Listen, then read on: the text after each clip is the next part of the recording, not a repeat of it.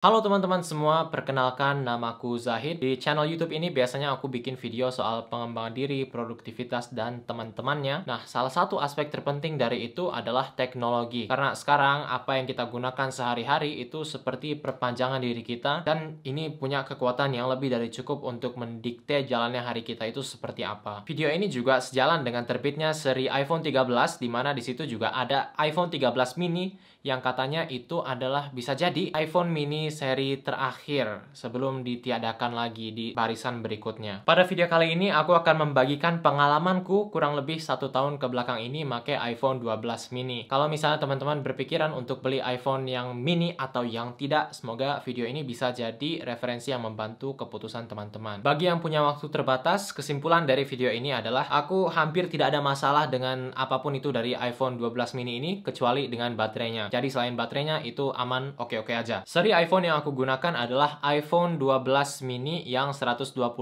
GB. Aksesori yang tertempel di sini adalah MagSafe silicone case, kemudian juga dompet yang MagSafe, kemudian juga aku dari awal beli itu pakai tempered glass. Dan aku lihat nggak ada perubahan yang terlalu besar, kecuali memang waktu itu aku sempat ngejatohin HP-nya dan akhirnya ada penyokan di sini dan juga di sini. Tapi syukurnya penyokan-penyokan itu masih bisa ditutup oleh case. Kesimpulan dari video ini adalah, kalau misalnya bukan karena baterainya, kayaknya berikut-berikutnya aku bakal beli HP kayak gini terus. Selain baterainya, itu kualitasnya udah oke banget, aku nggak ada masalah sama sekali, dan terasa sangat premium emang produknya. Tapi untuk baterainya, seringkali memang nggak cukup untuk penggunaanku, terutama kalau lagi ada di luar rumah. Pertama, mungkin kita bisa bahas dari harganya dulu. iPhone seri mini ini biasanya adalah iPhone yang paling murah di antara barisan terbitan pada musim terbitan itunya, alias kayak misalnya iPhone 12 mini ini yang paling murah dari seri iPhone 12. Jadi kalau misalnya teman-teman yang punya budget buat beli iPhone tapi budgetnya agak tipis, ya mungkin ini adalah salah satu pertimbangan yang cocok. Kalau misalnya dikasih budget yang sama untuk beli iPhone 12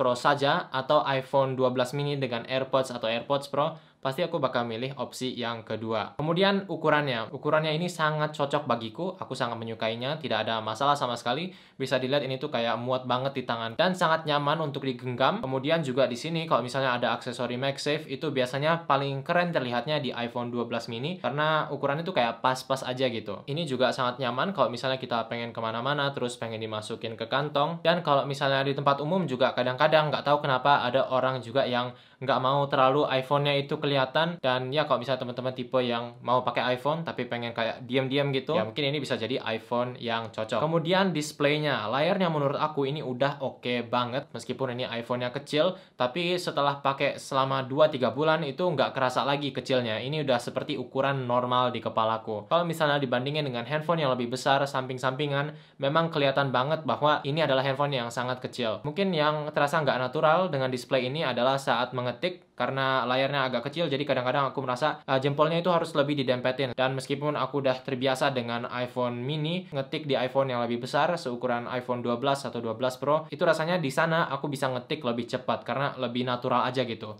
Sedangkan di sini aku lebih terasa kayak harus dempetin jempolku lebih dan lebih, dan ya kayaknya untuk display ini kendalaku sekecil itu dengan typingnya. Tapi kalau misalnya kita sehari-hari cuma ketemu dengan handphone ini aja, dan itu yang terjadi kepadaku, ukurannya terasa ukuran yang normal. Dan kalau misalnya dipikir-pikir lagi, orang juga dulu handphonenya nggak ada yang segede-gede sekarang. Dulu juga ukurannya itu pada kecil-kecil dan orang nggak ada masalah sama itu. Untuk konsumsi entertainment seperti YouTube, Netflix, TikTok, Instagram Stories, dan semacamnya, ini rasanya biasa aja. Cuma mungkin bedanya dengan layar yang lebih besar, mengkompensasi ukurannya itu, kadang-kadang aku emang suka ngelihat HP-nya jadi lebih dekat supaya nyamain sama HP yang lebih besar dengan jarak yang lebih jauh. Kemudian untuk kameranya, bedanya iPhone yang seri mini dengan yang seri Pro yaitu ada biasanya satu kamera itu yang telefoto, tapi aku merasa bahwa selama menggunakan ini orang tuh nggak bakal ngeh lensanya telefoto atau enggak. Mungkin karena kita juga ada terbiasa di Instagram itu ngelihat kayak yang digital zoom, orang-orang ngezoom Insta Stories itu nggak pakai hardware-nya lagi tapi di zoom secara digital.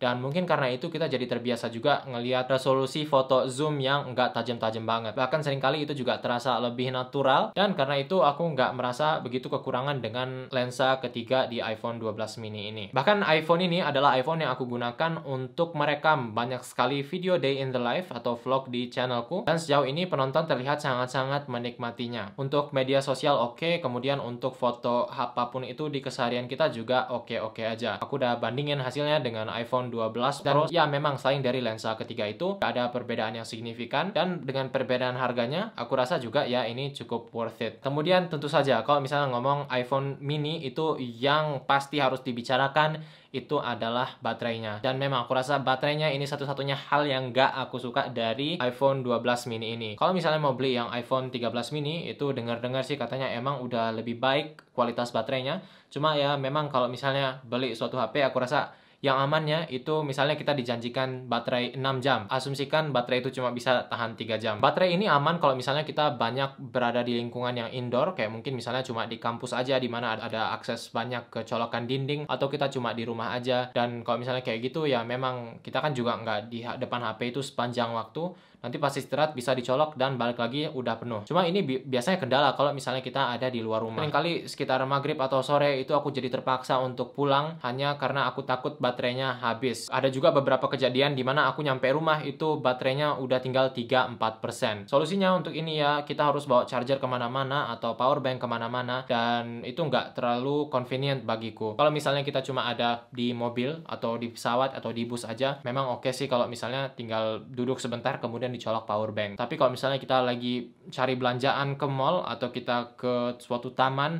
pasti agak risih juga kalau misalnya kita harus colokin iPhone ini ke power bank. Kita harus bawa tas, masukin power bank yang gede banget ke dalam kantong dan jalan kemana-mana. Karena itu ya aku rasa ini baterainya memang sangat nggak cukup untuk penggunaanku, terutama saat di luar kota. Jadi kalau misalnya teman-teman adalah orang yang suka kemana-mana dan nggak begitu suka bawa power bank, aku rasa iPhone 12 mini ini juga nggak bakal melayani kebutuhan teman-teman. Selain dari semua hal itu, juga aku mendapatkan beberapa manfaat atau beberapa insights di bidang yang nggak begitu hardware atau technical. Yang pertama yaitu soal productivity boost. Jadi di video sebelumnya tentang iPhone 12 mini ini, aku ngomong soal bagaimana iPhone ini cocok untuk minimalis dan cocok untuk orang yang pengen lebih produktif dan intensional dengan penggunaan gadgetnya. Dan aku rasa itu masih benar sampai sekarang. Aku masih sependapat dengan itu. Dengan iPhone 12 mini ini, kita masih punya kekuatan HP zaman sekarang, tapi di saat yang bersamaan, karena keterbatasan ukuran, baterai, dan semacamnya, kita jadi dipaksa untuk lebih intensional dalam penggunaannya. Jadi kita pakainya, jadi kalau kapan perlu aja, atau kita sekarang tuh jadi lebih bisa mencocokkan tugas dengan gadget yang dibutuhkan. Kayak misalnya dengan HP ku yang sebelumnya, Samsung S9 Plus,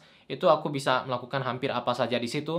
Cuma ya jadinya waktuku juga banyak yang kesedot di situ. Nulis email di situ, bikin ini, bikin itu di situ. Dan memang itu bisa menyelesaikan tugasnya. Tapi dengan iPhone 12 mini ini karena tidak nyamannya, jadi kadang aku dipaksa untuk menggunakan komputer atau iPad atau tablet yang dimana dengannya ternyata aku jadi bisa memproduksi dengan lebih baik lagi. Jadi katakan di sini itu adalah kekuatan HP seperti Samsung S9 Plus, di sini iPhone 12 mini. Cuma karena kadang-kadang saking nggak nyamannya, kita jadi dipaksa untuk pindah ke produk berikutnya, yaitu adalah laptop atau komputer, di mana kita jadinya lebih kuat dari HP yang tadi di sini. Semoga masuk akal. Dan ya intinya sekarang itu HP itu udah dibikin supaya dia bisa menyelesaikan segala tugas.